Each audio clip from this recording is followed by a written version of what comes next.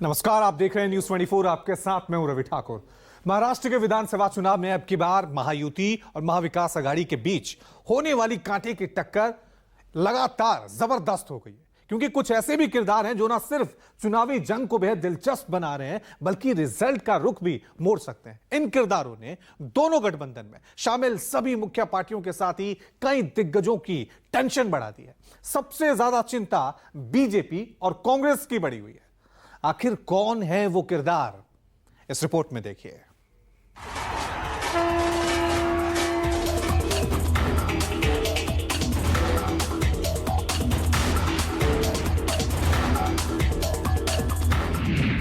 महाराष्ट्र में अब की बार सत्ता दिलाएगा खास किरदार।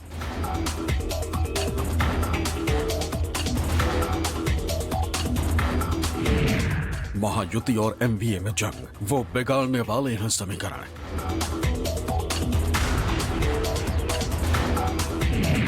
बगावती इंडिपेंडेंट कैंडिडेट किसे देंगे सबसे ज्यादा डेंट?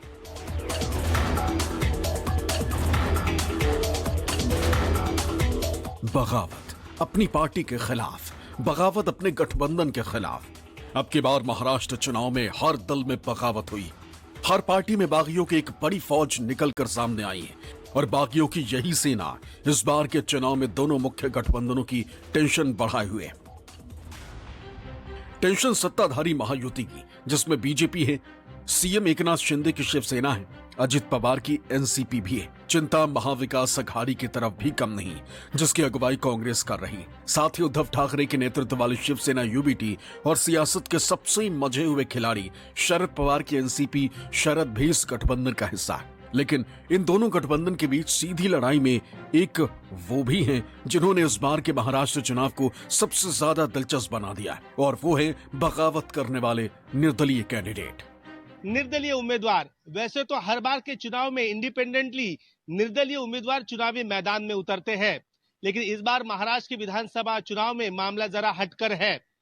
इस बार चुनावी गठबंधन और सियासी गठबंधनों के बीच में कुछ ऐसे उम्मीदवार हैं जो निर्दलीय के तौर पर चुनावी मैदान में उतर चुके हैं। ये निर्दलीय उम्मीदवार टिकट चाहते थे महाविकास आघाड़ी से, फिर नहीं तो महायुति से। कुछ उम्मीदवार ऐसे हैं जिन्होंने महाराष्ट्र के पिछले 6 महीने पहले हुए लोकसभा चुनाव में खुद की पार्टी या फिर गठबंधन में शामिल दूसरे सियासी दल के लिए जी जान से प्रचार किया। नेताओं से उन्हें जुबान भी दी गई, लेकिन सीटों के बंटवारे में वो सीट खुद की पार्टी को ना मिलती हुई किसी और पार्टी के खाते में चली गई। ऐसे में ये निर्दलीय उम्मीदवार अब पूरी ताकत के साथ चुनावी मैदान में उतर चुके हैं। महायुति में शामिल दलों के ऐसे 9 बड़े नेता निर्दलीय चुनाव मैदान में हैं, जो अपनी अपनी पार्टी या फिर अपने सहयोगी दलों की मुसीबत का सबब बनने वाले हैं, जिसमें बीजेपी से 5, शिवसेना के 3 और एनसीपी के 1 नेता शामिल हैं। वहीं महाविकास आघाड़ी में शामिल पार्टियों के भी 8 नेता बगावती रुख अख्तियार करते हुए चुनावी अखाड़े में, जिसमें सबसे ज्यादा कांग्रेस है। इन बागियों ने महाराष्ट्र की फाइट को इस बार बेहद ही टाइट कर दिया। शुरुआत में सभी दलों ने अपने अपने नेताओं को मनाने की कोशिश की। कुछ मान भी गए, लेकिन जो नहीं माने वो अब पार्टियों की सिरदर्दी बढ़ा रहे हैं, जिसमें सबसे बड़ा नाम है हिना गावित का। हिना गावित महाराष्ट्र में कभी बीजेपी का बड़ा दलित चेहरा मानी जाती थी। 2014 और 2019 के लोकसभा चुनाव में हिना गावित नंदुरबार सीट से लगातार 2 बार बीजेपी के टिकट पर सांसद चुनी गई। इस दौरान वो मोदी कैबिनेट का हिस्सा भी रही। बीते लोकसभा चुनाव में भी हिना गावित नंदुरबार सीट से ही बीजेपी की कैंडिडेट थी, लेकिन कांग्रेस प्रत्याशी गोवल कगाड़ा पटवी के हाथों उन्हें हार का सामना करना पड़ा और इस तरह वो नंदुरबार में हैट्रिक लगाने से चूक गई। हिना गावित के सियासी कद का अंदाजा इस बात से भी लगाया जा सकता है कि नंदुरबार सीट के इतिहास में वो एकमात्र बीजेपी की सांसद है। हिना गावित के अलावा नंदुरबार लोकसभा सीट पर आज तक बीजेपी का कोई भी कैंडिडेट जीत नहीं सका।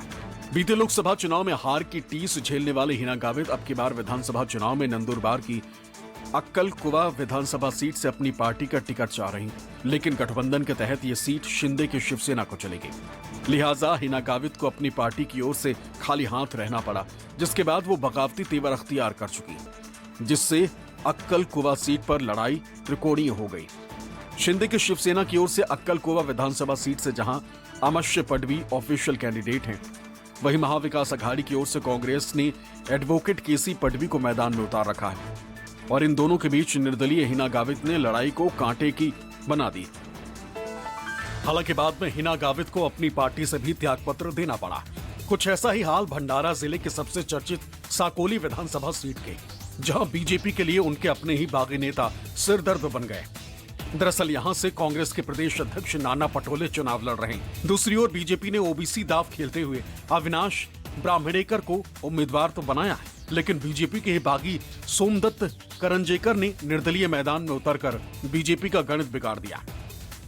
साकोली विधानसभा क्षेत्र आमतौर पर कभी भी किसी एक राजनीतिक पार्टी का गढ़ नहीं रहा है।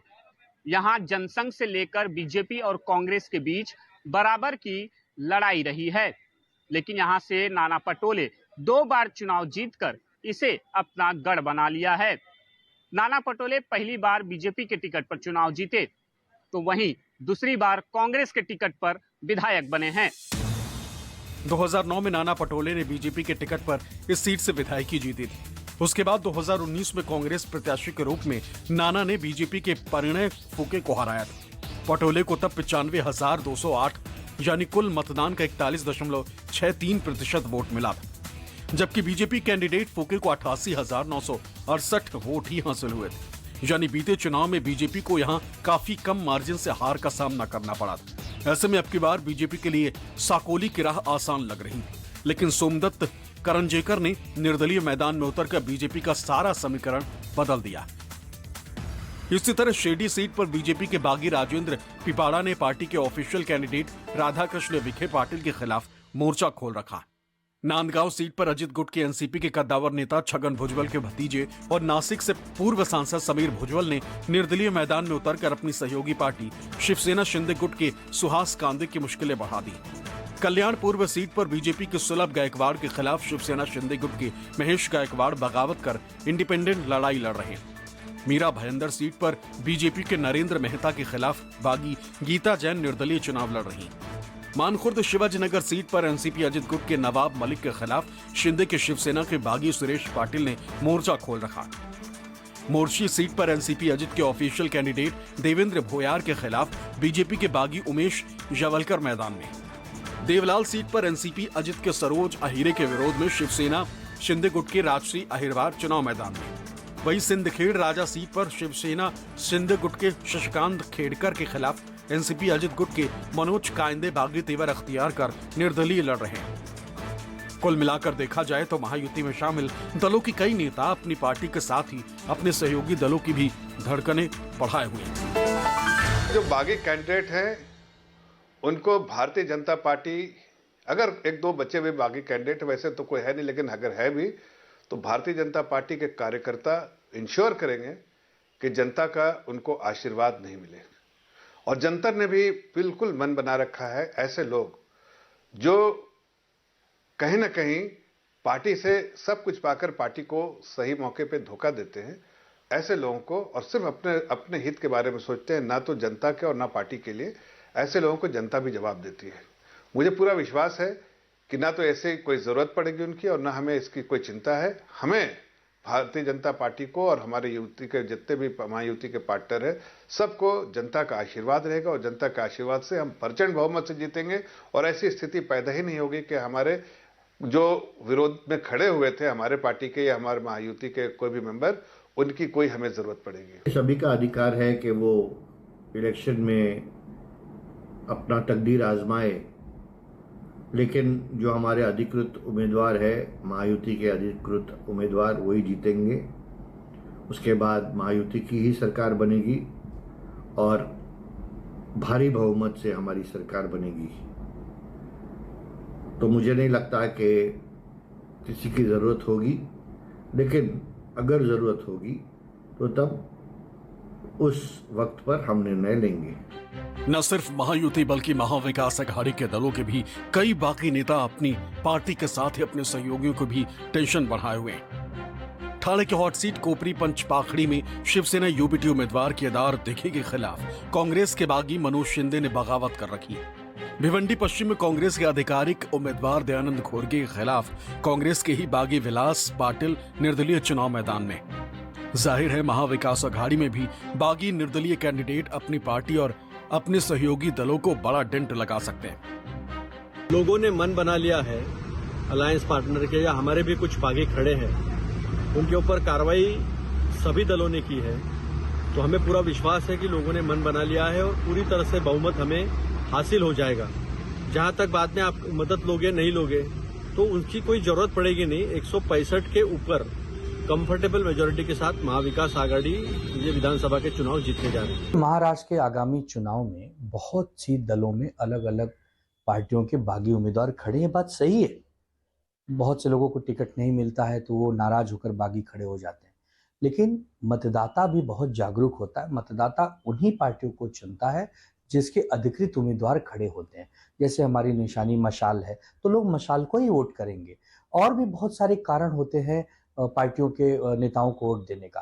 ठीक है, चुनाव लड़ना सभी का अधिकार है, निर्दल भी चुनाव लड़ते हैं, लेकिन इससे महाविकास आघाड़ी और खास करके हमारी शिवसेना या कांग्रेस राष्ट्रवादी पे कोई खास असर नहीं पड़ने वाला है और चुनाव हम ही जीतने वाले हैं। हमारी ही पूर्ण बहुमत की सरकार आने वाली है। इन सब के बीच सवाल उठता है कि महायुति और महाविकास आघाड़ी में शामिल दलों के जो नेता बागी रुख अख्तियार कर निर्दलीय चुनाव मैदान में उतरे हैं, वो पार्टियों की किसी रणनीति का हिस्सा है या फिर कुछ और समीकरण है, तो ये भी समझ लीजिए। दो गठबंधन है, पूरी तरह वोटर उनमें बटा हुआ है, या कहीं छूट भी रहा है तो वो इंडिपेंडेंट को पसंद कर रहा है। मेरे ख्याल से दोनों धड़ों को आसानी रहती है, इंडिपेंडेंट दोनों तरफ से वोट ले सकता है। तो इस विधानसभा में दोनों प्रमुख दलों के अलावा एक अच्छी संख्या में निर्दलीय भी चुन के आए और हो सकता है सत्ता का खेला भी इनके हाथ में पहुंच जाए। अब ये बस कल का मतदान बाकी है, ये देखना है कि क्या स्थिति बन रही है। लेकिन बागियों ने एक तरह का खेल तो बिगाड़ा है, पर राजनीति गरमा दी है महाराष्ट्र में। न सिर्फ दोनों तरफ की प्रमुख पार्टियां बल्कि छोटे मित्र पक्ष को जोड़ेंगे तो बागियों की संख्या काफी बढ़ जाएगी। एक आकलन के मुताबिक बीजेपी, कांग्रेस, शिवसेना और एनसीपी के दोनों खेमों के साथ कुल 158 पार्टियां अब की बार चुनाव मैदान में हैं। चुनाव आयोग के मुताबिक प्रदेश के 288 सीटों पर कुल 4136 उम्मीदवार अपनी किस्मत आजमा रहे हैं, जिसमें 2086 निर्दलीय कैंडिडेट भी शामिल हैं। यानी कुल कैंडिडेट के 50% उम्मीदवार अब की बार के चुनाव में निर्दलीय मैदान में ताल ठोक रहे हैं।